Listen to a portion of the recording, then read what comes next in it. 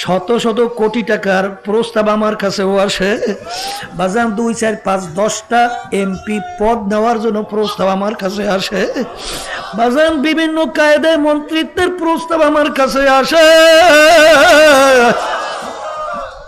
কিন্তু বাজান এইটা সামাল দিয়া চলা বড় আল্লাহর খাস মেহেরবানি ছাড়া কোনদিন সম্ভব না। এই জন্য আব্বাজান বলতেন, বাজান তোমরা আমার জন্য দোয়া করো, আমি পৌঁছে রাতের মধ্যে আছি বাজান। অনেক সময় পেপার পত্রিকায় পর্যন্ত আমাদেরকে নিয়ে টিটকারি মারে যে কেমন একটা দল এতদিন পর্যন্ত প্রতিষ্ঠিত, এমন কি কায়দা জামানত পর্যন্ত একটা সিটেও তারা পায় না। তারা আমাদেরকে বিভিন্ন ধরনের টিটকারি মারে।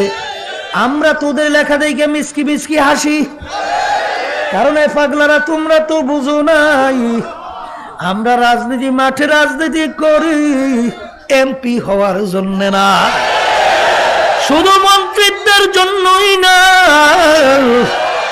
শুধু সম্পদ টাকা পয়সা কামাইয়ের জন্যই না। আমরা রাজনীতি মাঠে রাজনীতি করি একমাত্র আল্লাহকে রাজি খুশির উদ্দেশ্যে।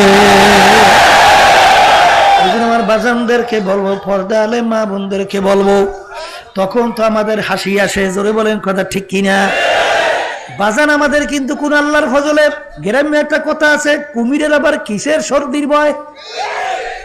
আমাদেরকে যত পরে গালি দাও, যত অপমান পারো করো, কিন্তু বাজান রে আমার মাওলা আমাকে ভালোবাসে কিনা।